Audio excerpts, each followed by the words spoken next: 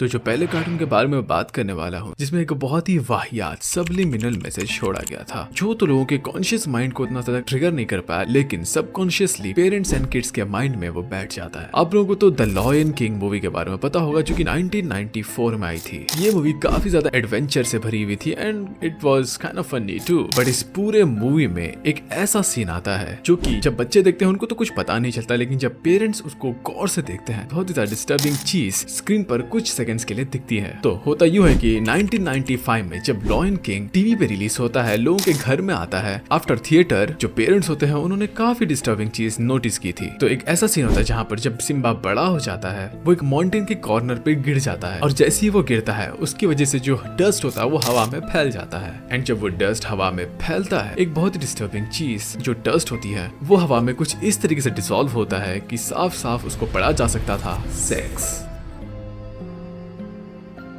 और ये फ्रेम की एग्जैक्ट लोकेशन आपको बताऊं तो 1 hour 2 minute के आसपास ये मूवी में दिखाया जाता है, if you want to check by yourself. और ये सिर्फ एक फ्रेम के लिए नहीं आता, काफी सारे फ्रेम्स यहाँ पर दिखाते हैं एंड वो सारे फ्रेम्स में एक ही चीज यहाँ पर लोगों को दिखती है। तो उसके बाद होना क्या था, डिज्नी के ऊपर काफी ज्यादा क्वेश्चंस उठाए गए, जिसमें जो इसके एनिमेटर थे इस मूवी के, टॉम सीटो, उनके ऊपर भी काफी सारे एलिगेशंस लगाए गए। तो उन्होंने इसको क्लैरिफाई करके ये बताया कि असल में तो वो कुछ और लिखा हुआ था, और उसके जस्टिफिकेशन में उन्होंने कहा, जिसका मतलब अगर आप सिनेमा या एडिटिंग लाइन से हो तो आपको पता होगा SFX का मतलब होता है स्पेशल इफेक्ट्स। और यहाँ पर उन्होंने कहा था कि मैंने SFX यहाँ पर जानबूझ के लिखा था ताकि मैं जो इफेक्ट्स डिपार्टमेंट है उनको एक ट्रिब्यूट दे सकूं। जो टॉम सीटो की स्टेटमेंट थी वो बिल्कुल ही झूठ साबित हो गई, क्योंकि जब इस फ्रेम की एनालिसिस की गई VHS फ्रीज फ्रेम करके, तो यहाँ पर साफ साफ वो SFX नहीं दिख रहा था, बल्कि it was clearly spelled as sex. तो जब डिज्नी के ऊपर काफी ज्यादा दबाव बनाया गया कि नहीं ये SFX नहीं लिखा हुआ था, तो उन्होंने इसको कवर अप करने के लिए आने वाले स्ट्रीमिंग प्लेटफॉर्म्स पे जब इसको एयर किया जा रहा था, तो जहां पर ये SFX लिखा हुआ आ रहा था उसको उन्होंने कट कर दिया एंड नेक्स्ट जो आने वाले स्ट्रीमिंग प्लेटफॉर्म्स पे इसको एयर किया गया, वहां पर ये चीज नहीं दिख रही थी। आप ही सोचो, लाइक अगर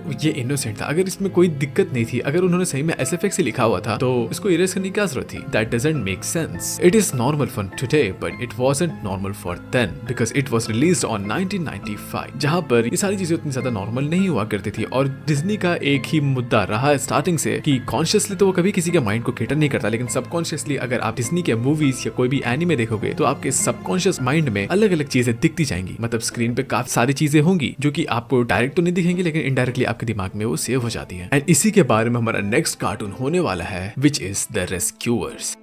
तो 1977 में आई हुई द रेस्क्यूअर्स मूवी को डिज्नी ने 1999 में उसके 3.4 मिलियन VHS कॉपी को रिकॉल कर दिया था। पर क्यों? इतने सारे सक्सेस के बाद कोई अपने ही कॉपीज को क्यों रिकॉल करेगा? So the main reason was in the movie when you go around 38 minutes and 34 to 35 seconds, there you can find उन सेकंड्स के बस 2 फ्रेम्स में कुछ ऐसी चीज लोगों को दिखी जो कि काफी ज्यादा डिस्गस्टिंग थी एज अ कार्टून के लिए। स्टार्टिंग में तो काफी सारे लोगों ने इसको एज अ नॉर्मली समझा, बट आज के जमाने में काफी सारे लोग एज अ सबलिमिनल मैसेज की तरह बोलते हैं, जो कि हमारे सबकॉन्शियस माइंड को ट्रिगर करता है। तो इस सीन में कुछ ऐसा होता है, जो कार्टून के कैरेक्टर्स होते हैं वो अपना एक ट्रेन लाइक स्ट्रक्चर पे बैठे हुए होते हैं, जो ट्रेन होती है वो भाग रही होती है बहुत स्पीड में। ऑफ कोर्स केव वगैरह जो भी था वो बहुत ही स्पीड तरीके से मूव करता है, because train is moving so fast. But in duration of millisecond यहाँ पर आपको एक विंडो दिखाया जाता है उस रॉक में, एंड विंडो में एक टॉपलेस वुमेन का फोटो।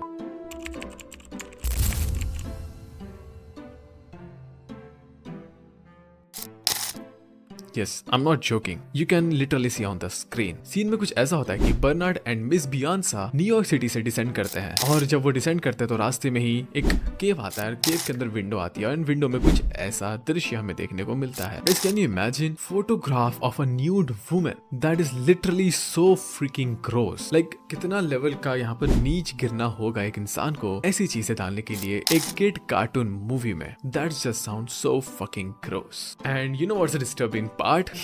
ये सुन के मुझे हंसी आ रही है एंड बहुत ही ज्यादा शॉक भी फील हो रहा है, क्योंकि डिज्नी से जब पूछा गया कि भाई what are you doing, are you out of your mind, तो डिज्नी का यहाँ पर पता आपको क्या स्टेटमेंट आया था? दे लिटरली सेड दैट ये हमने ऐड नहीं किया, we didn't add that, post production में शायद किसी ने ऐड कर दिया होगा। इसका मतलब होता है कि अगर आप एनिमेशन जब पूरा बन जाता है उसके बाद एक चेक होता है सभी प्रोफेशनल्स के द्वारा, तो उसने कहा कि पोस्ट प्रोडक्शन में ऐड कर दिया गया था। Can you believe that? आप ही मान के चलो, ऐसा कोई क्यों ही करेगा? कोई बच्चों के कार्टून में एक न्यूड वुमन को क्यों ऐड करेगा? और कुछ समय बाद एक एनोनिमस एनिमेटर यहाँ पर आके स्टेटमेंट देता है कि प्री VHS मतलब जब एनिमे एडिट हो रहा होता है उसमें आपको पता होगा हर एनिमे में 1 सेकंड में 24 फ्रेम्स होते हैं। तो उसने ये जस्टिफिकेशन दिया कि 24 फ्रेम्स में अगर मैं 1 फ्रेम 2 फ्रेम में कुछ फनी जोक ऐड कर दूं जो कि लोगों को उतना ज्यादा ट्रिगर भी नहीं करेगा और मैं ऐसी जोक डाल के इसको ऐसा फन बना के फन तरीके से लोगों के सामने दिखा दूंगा। But bro, is a nude woman for a kid to show is a joke to you? Are you out of your mind or something? और उसने लिटरली ये कहा कि वेल नोबडी सीइंग एनीथिंग और ज्यादातर लोग इसको ऐसा जोक की तरह ले लेंगे। I'm astonished। पर स्टोरी तो यही है कि 3.4 मिलियन कॉपीज को यहाँ पर रिकॉल करने का सिंपल सबसे बड़ा रीजन यही था कि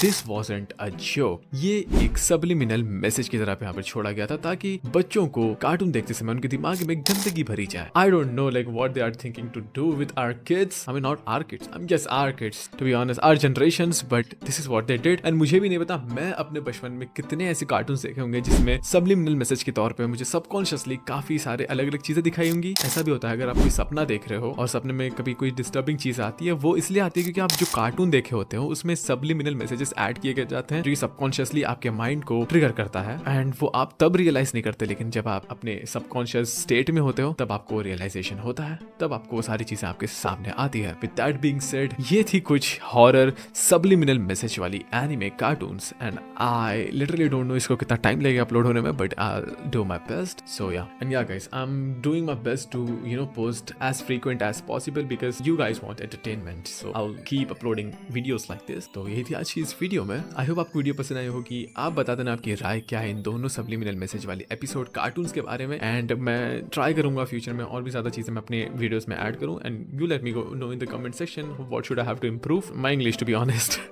तो या ये थी आज की इस वीडियो में। सब्सक्राइब कर देना, it means a lot for me and for our production team जो कि सिर्फ 2 लोगों की है, मैं और मेरा भाई। Thanks for watching, good bye.